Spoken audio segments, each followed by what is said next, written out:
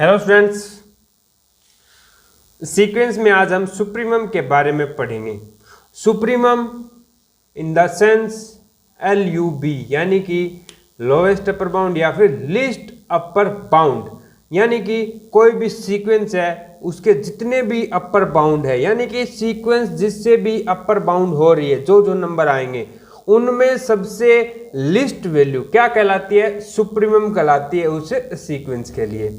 तो इसकी सिंपल सी डेफिनेशन है क्या? ऊपरी परिबंधों में से सबसे न्यूनतम वैल्यू इज कॉल्ड सुप्रीमम। ऊपरी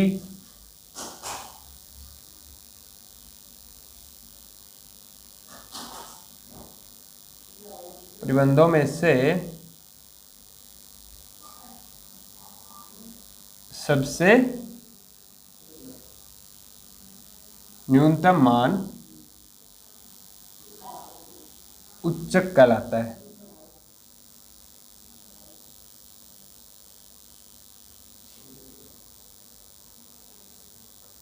आई ना बात सुनने?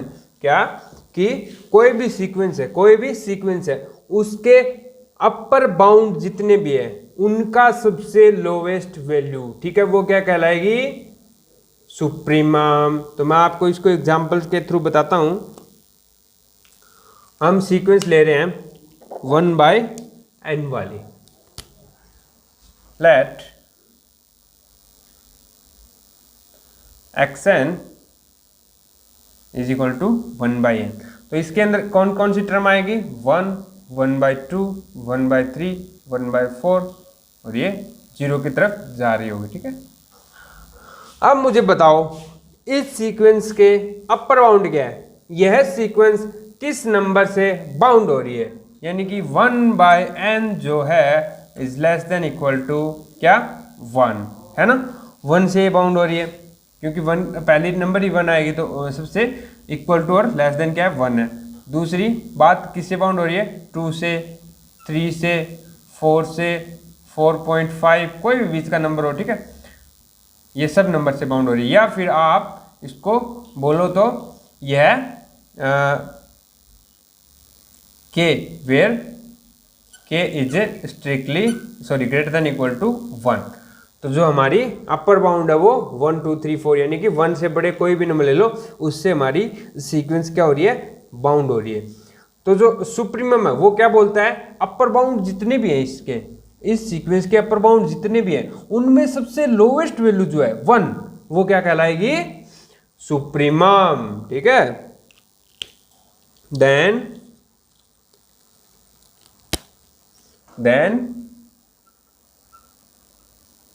Supremum of 1/xn is equal to 1। तो ये था हमारा बिल्कुल इजी सा example and definition of supremum. बिल्कुल इजी है ना? तो ऐसे ही सब इजी होगा, धीरे धीरे आप देखते जाओ। अब आता है इसके बाद इन्फीमम। इन्फीमम मतलब निम्नक, यानी कि highest value of lower bound.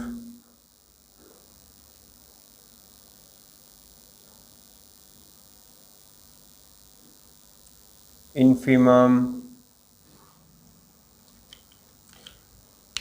या फिर HUB,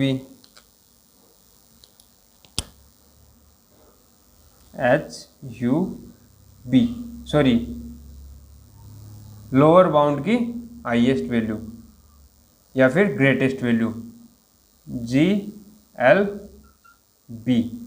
यानी कि ग्रेटेस्ट लोअर बाउंड, यानी कि इसके सीक्वेंस के जितने भी लोअर बाउंड है जिससे हमारी सीक्वेंस क्या है? नीचे से बाउंड हो रही है, वो उन सभी बाउंड में सबसे बड़ी जो वैल्यू है, ग्रेटेस्ट वैल्यू है, वो क्या कहलाएगी? हमारी infimum. Greatest value of lower bound is called infimum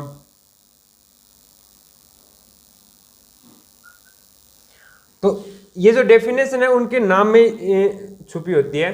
तो यहाँ ऊपर देखो क्या है, लिस्ट अपर बाउंड है या फिर लोएस्ट अपर बाउंड है, यानी कि अपर बाउंड में सबसे लिस्ट वैल्यू वो क्या कहलाएगी, उसकी सुप्रीमम।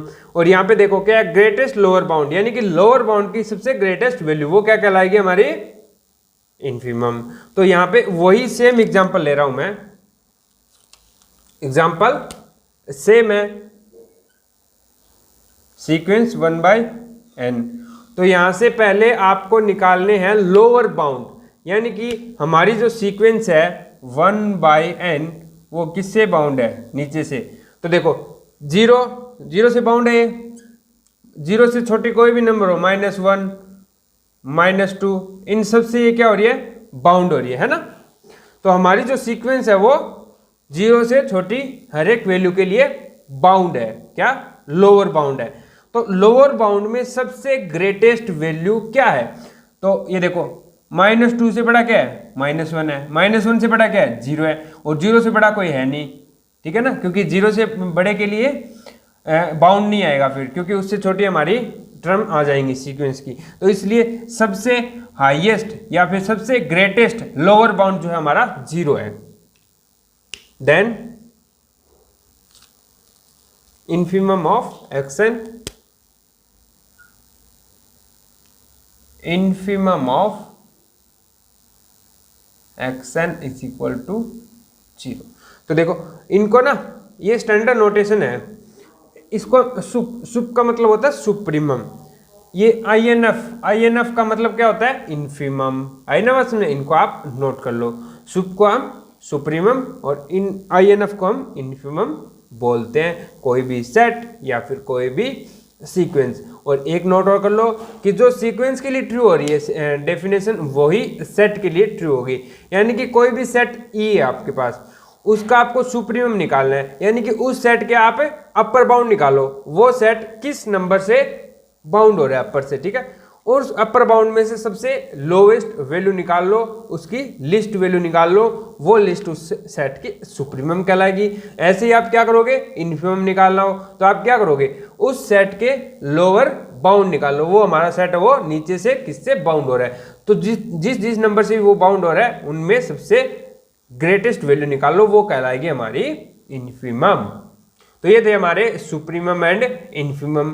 अब इनके ऊपर एक थ्योरम है जो हमें बताएगी हमारी सीक्वेंस कन्वर्ज करती है या डाइवर्ज करती है। थ्योरम ले रहे हैं monotone convergence theorem, monotone convergence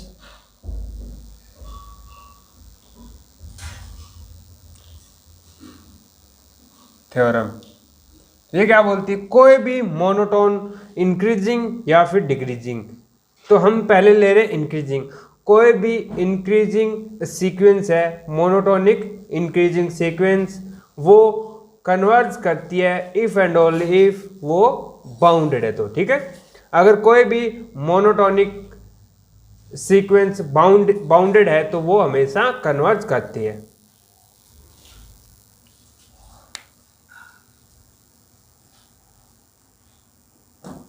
Every monotone increasing sequence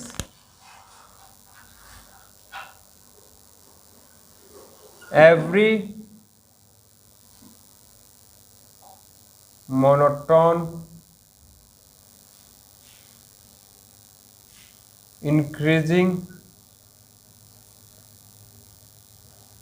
sequence is convergent if and only if sequence is bounded। आई ना समझ में। और जो इसकी लिमिट होगी जिस पे ये कन्वर्ज करेगी वो उसका सुप्रीमम होगा, ठीक है। Limit of xn n tends to infinity पे, तो जो उसकी लिमिट है वो सुप्रीमम होगी, उसकी सुप्रीमम ऑफ xn।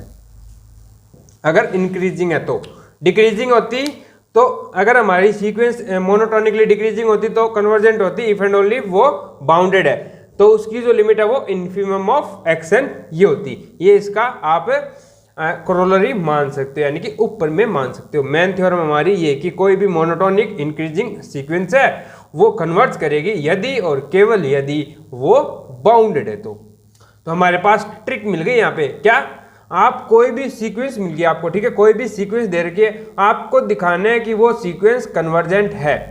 कन्वर्जेंट है दिखाने के लिए आप क्या करोगे, एप्सिलॉन डेल्टा डेफिनेशन से दिखा सकते हो। अदरवाइज वो आपको सुटेबल ना लगे तो आप उसको इंक्रीजिंग प्लस बाउंडेड दिखा दो।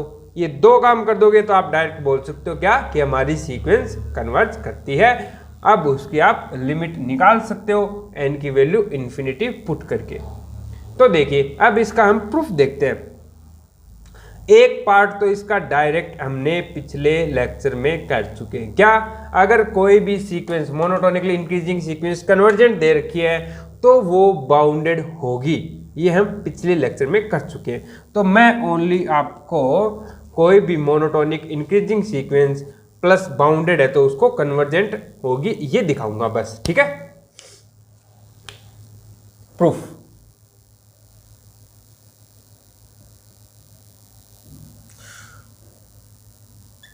डायरेक्ट पार्ट जो है नेसेसरी वो वी आर डन, ठीक है, वी आर डन, या फिर हमने पहले कर चुके हैं, ठीक है, वी अर्लियर डन लिख लेना जो भी, ठीक है। अब इसका अदर पार्ट देखते हैं, सफिशिएंट पार्ट देखते हैं कि यदि हमारी सीक्वेंस यानी कि मोनोटोनिकली इंक्रीजिंग सीक्वेंस वो बाउंडेड है तब वो कन्वर्ज करेगी, ये हमें दिखाना है। तो देखो हमने एक सीक्वेंस ले ली, एक monotonically increasing sequence, let x n is monotonic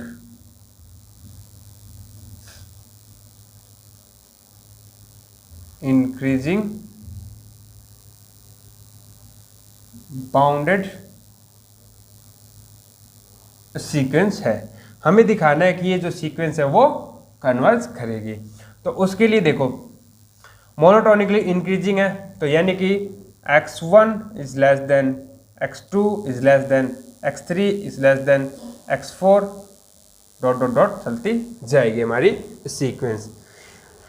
तो जो हमारी सीक्वेंस है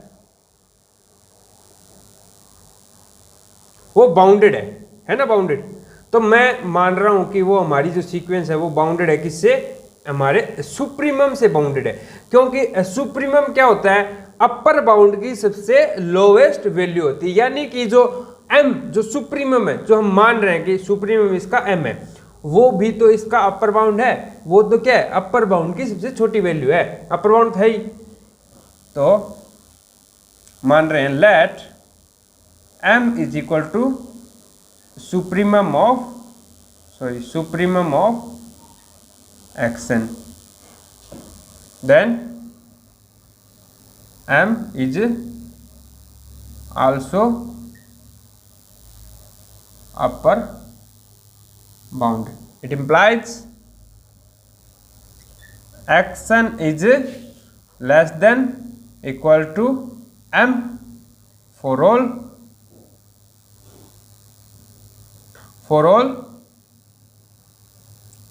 n greater than equal to या फिर फॉर ऑल नेचुरल नंबर, ठीक है। तो हमारी सीक्वेंस की हर एक टर्म है वो उससे बाउंड होगी, ठीक है। ये बात हो चुकी है। नेक्स्ट हमें क्या करना है, देखो कोई भी गिवन एप्सिलॉन है, लेट एप्सिलॉन गिवन है, तो हम इसके सुप्रीमम में से कुछ घटा देंगे। क्या, एप्सिलॉन घटा दिया।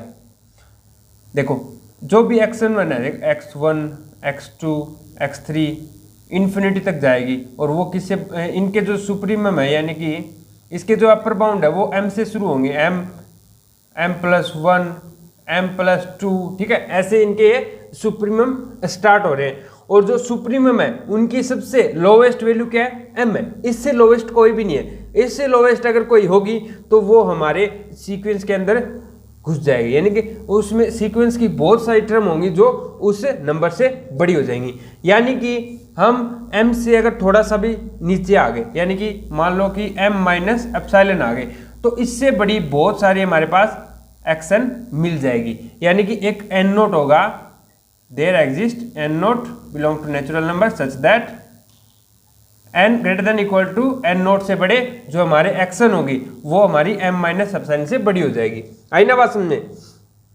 यानी कि अगर ये लूँ मैं number m minus epsilon for every for given epsilon greater than 0 there exist एक नेचुरल नंबर n नोट ऐसा मिल जाएगा belong to natural number such that xn is greater than equal to m minus epsilon for all n greater than equal to n naught. ये हमने अभी prove किया।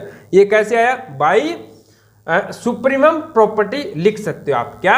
Supremum property. क्यों?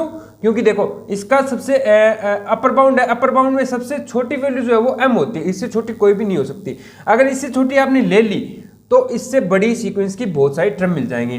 मैं collection ले रहा हूँ, वो जो बड़ी m माइनस एप्सिलॉन से जो बड़ी है वो n नोट से स्टार्ट हो रही है, n नोट के बाद हमारी जितनी भी टर्म आ रही है एक्शन वो m माइनस एप्सिलॉन से बड़ी है। इतनी बात समझ में आ गई। अब देखो ये किससे छोटी होती है? एक्शन हमारी m से छोटी है, एक्शन हमारी m से छोटी है। और m किससे छोटा होगा?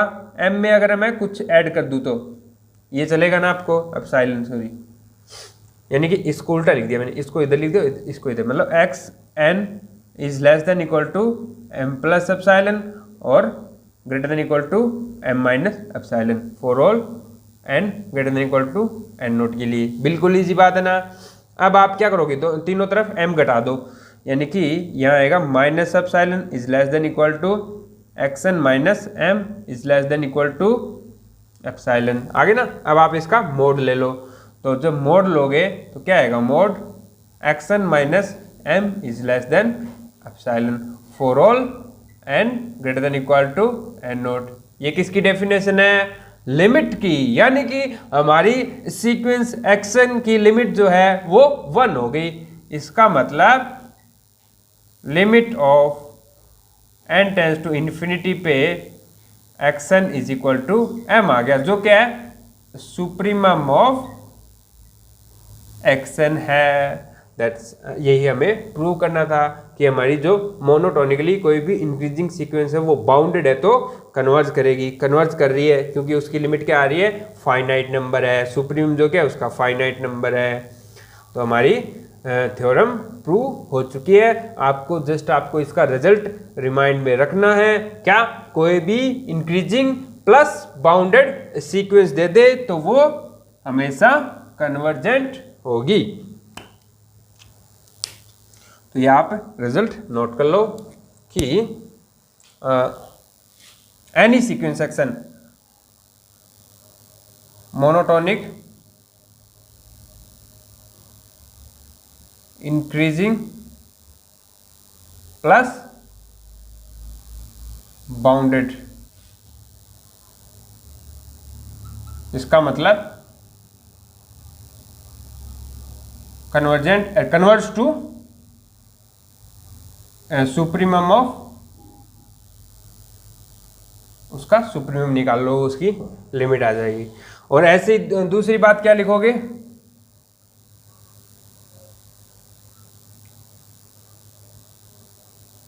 मोनोटोनिकली डिक्रीजिंग प्लस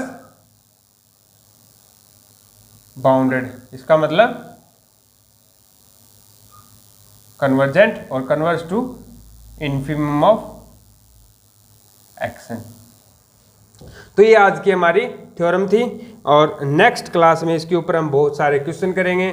अलग अलग तरह के क्वेश्चंस हैं, वो आपके कंपटीशन एग्जामों में भी आते हैं और आपके अभी इसमें यूनिवर्सिटी एग्ज़ाम में भी आएंगे। तो आज के लिए इतना ही। Thank you for watching.